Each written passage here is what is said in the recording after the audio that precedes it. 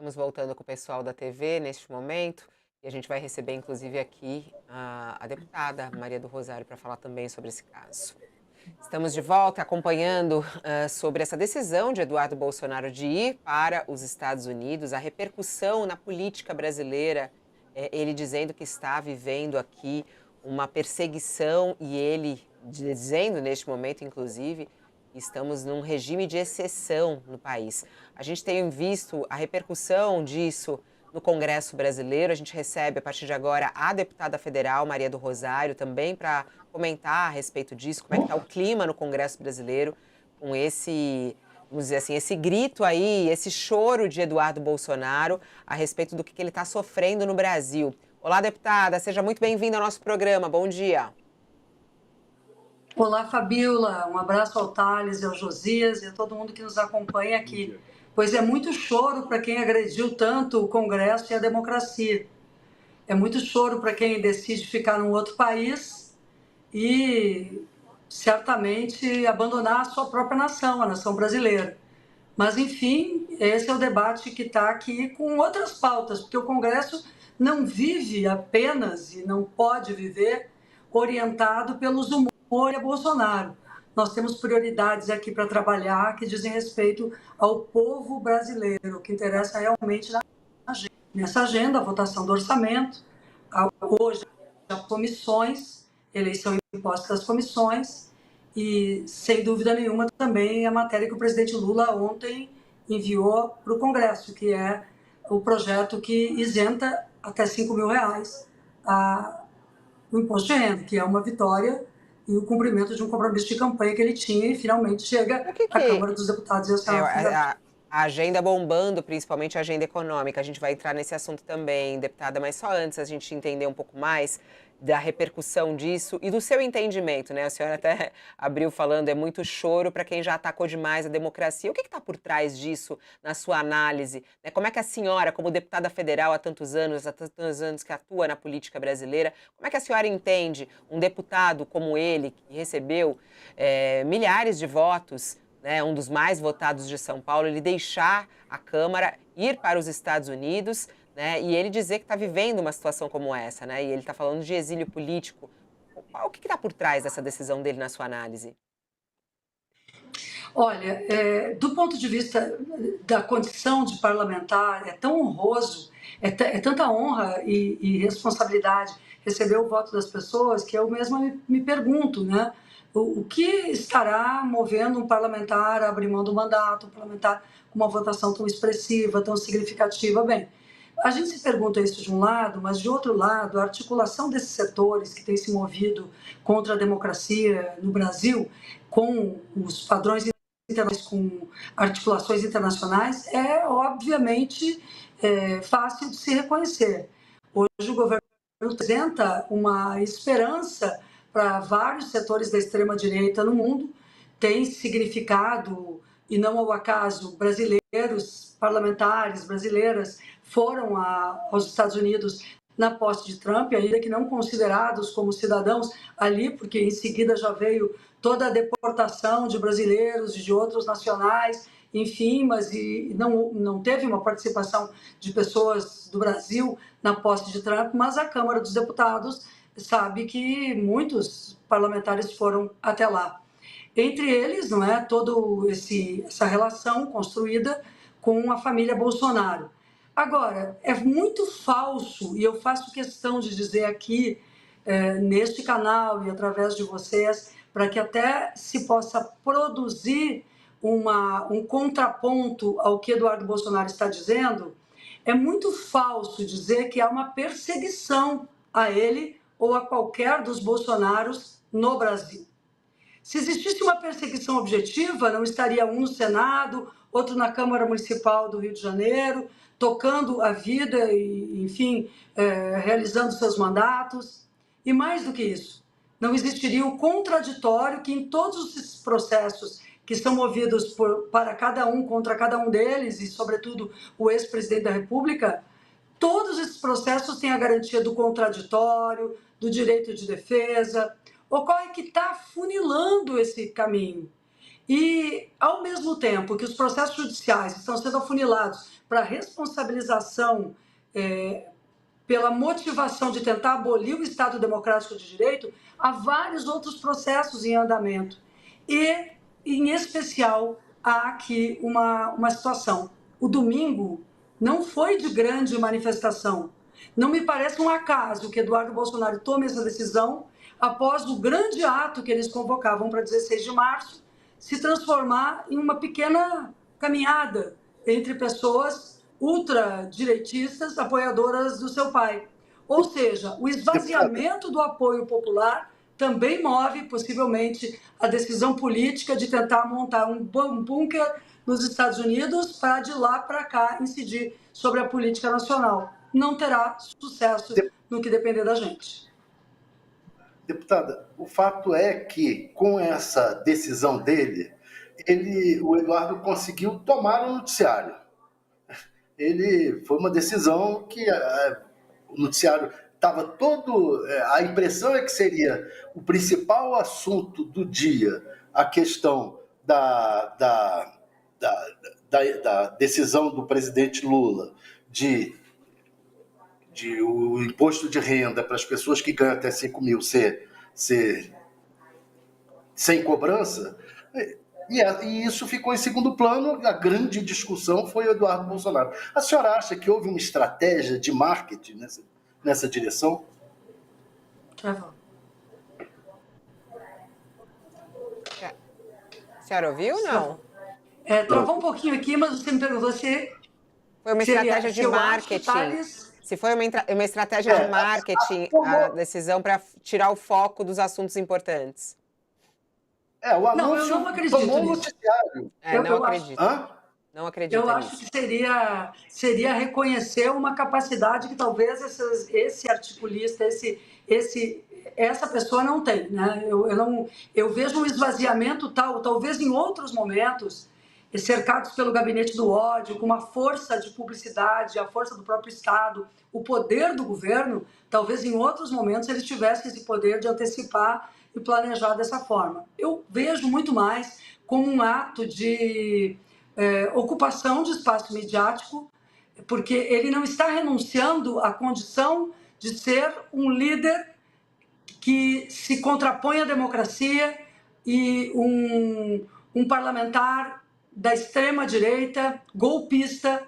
Ele não está renunciando a nada disso. Ele está renunciando, se licenciando do exercício do mandato parlamentar e das responsabilidades que este mandato parlamentar define. Até porque é possível que, assumindo ou não, porque nós tínhamos um contraponto definitivo contra que ele viesse a assumir a Comissão de Relações Exteriores e Defesa Nacional da Câmara dos Deputados. Mas, se viesse a assumir, se permanecesse como parlamentar, possivelmente tivesse contra si também uma série de responsabilidades a serem aferidas pelas atitudes que ele tem tido junto ao governo norte-americano, as reuniões que tem realizado e as ofensas que tem proferido, mas mais do que isso, a contribuição que tem feito para atacar os poderes da República do Brasil. Então, ele também está colocado para ser responsabilizado. Não é só seu pai, não é só pelos atos de governo. O 8 de janeiro também recai sobre a responsabilidade dele.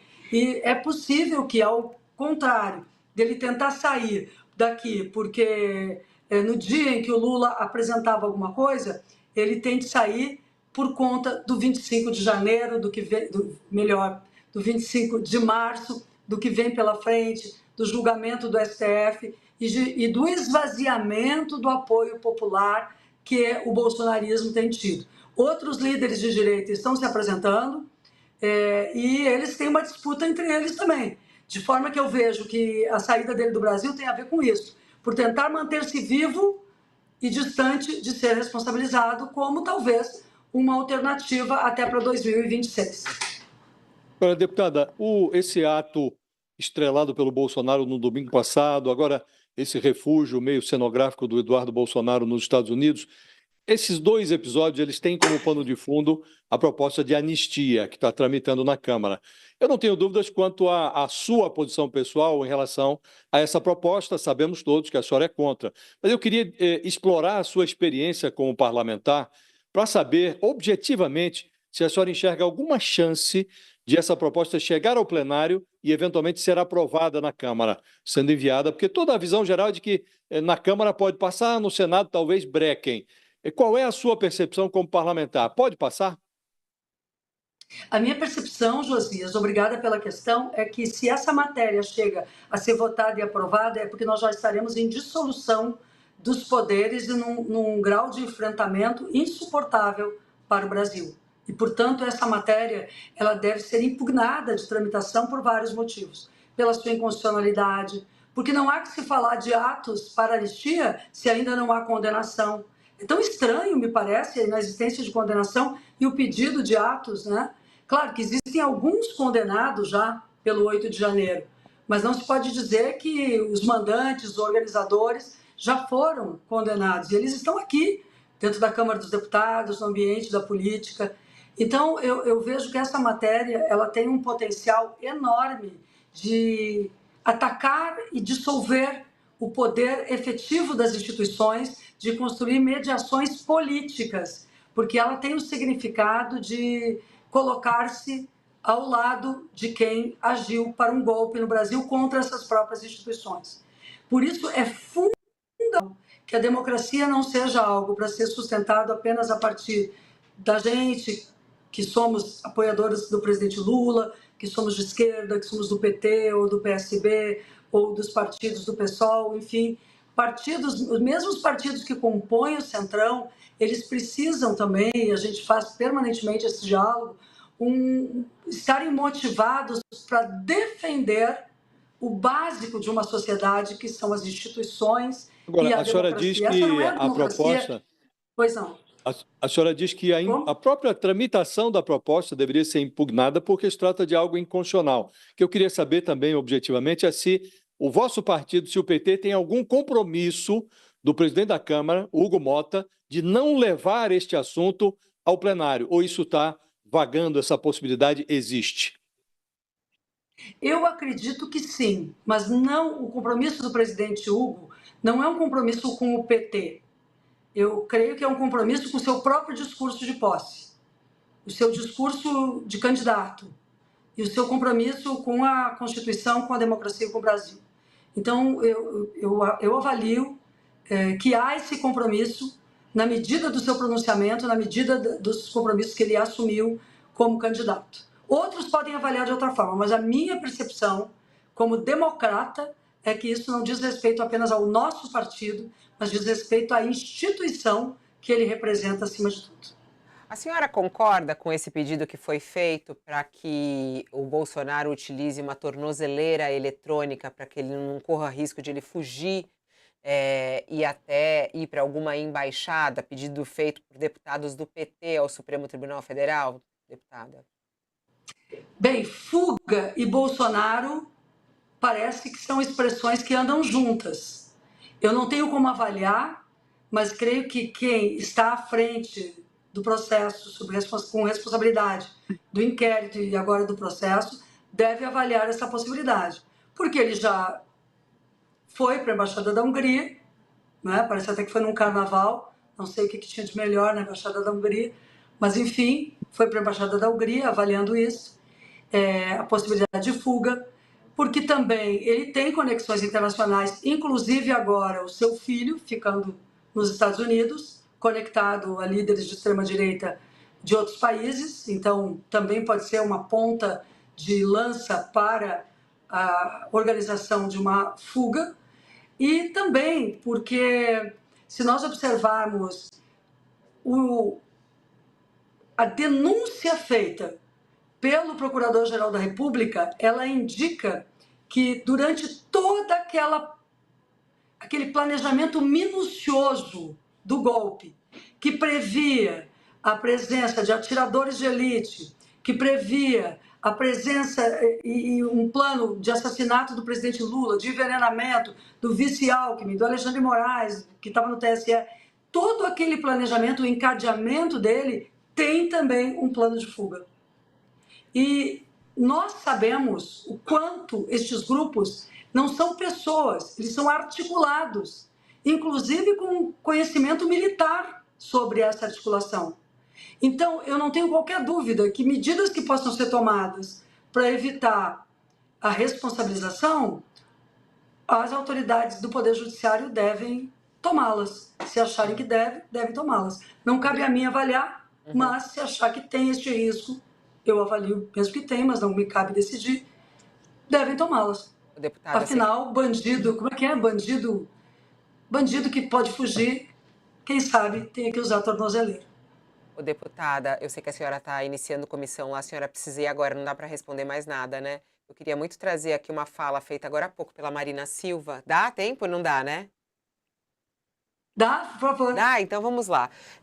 A gente está acompanhando, na sexta-feira passada, aconteceu uma declaração muito forte de um senador da República que disse num evento no qual ele participava da FEComércio do Amazonas, o senador Plínio Valério, do PSDB do Amazonas, ele disse que tinha vontade de enforcar a ministra do Meio Ambiente, Marina Silva, durante o seu depoimento na CPI das ONGs, né? Ele chegou a falar isso. A ministra hoje, no programa Bom Dia Ministra, respondeu a isso. Vamos assistir. As mulheres de um modo geral, aquelas que não estão em posição, muitas vezes, de visibilidade.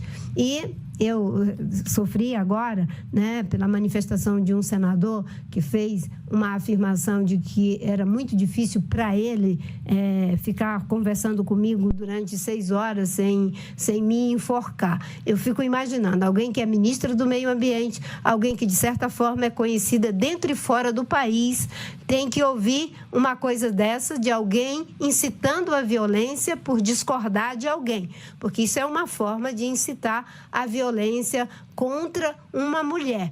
Dificilmente, talvez, isso fosse dito se o debate fosse com um homem.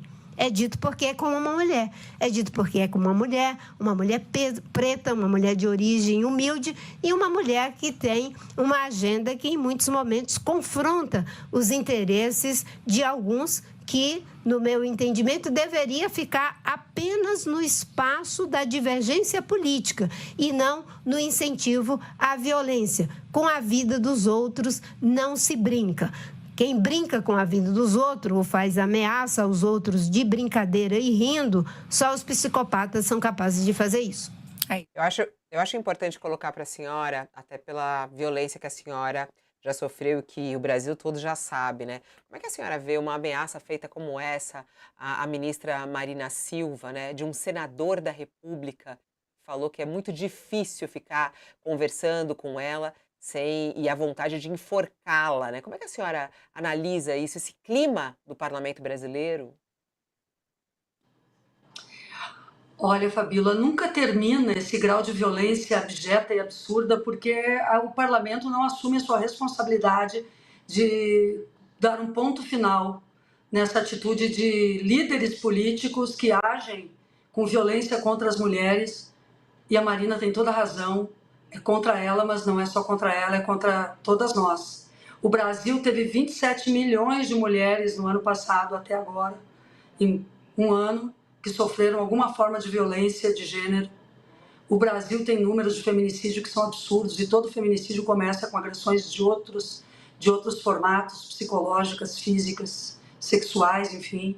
E eu não tenho qualquer dúvida em dizer que essas lideranças nefastas ao país, que fazem o que este senador falou contra a Marina Silva, são tão responsáveis quanto aqueles que usam as suas mãos na esganadura e no enforcamento das mulheres. Porque quando um senador da República diz isso, será que ele se dá conta de quantas mulheres são enforcadas de um ano para o outro? Então, meu mais veemente protesto, indignação, e creio que eu mesma consegui que Bolsonaro fosse responsabilizado, porque entrei com uma ação judicial fora da Câmara, porque a Câmara, aqui dentro, arquivou. Nenhum procedimento de mulheres aqui dentro da Câmara que sofreram violência foi devidamente responsabilizado, os agressores foram responsabilizados pelo Conselho de Ética. Nunca houve uma responsabilização por violência contra a mulher. E as violências, elas são verbais, mas não é só isso.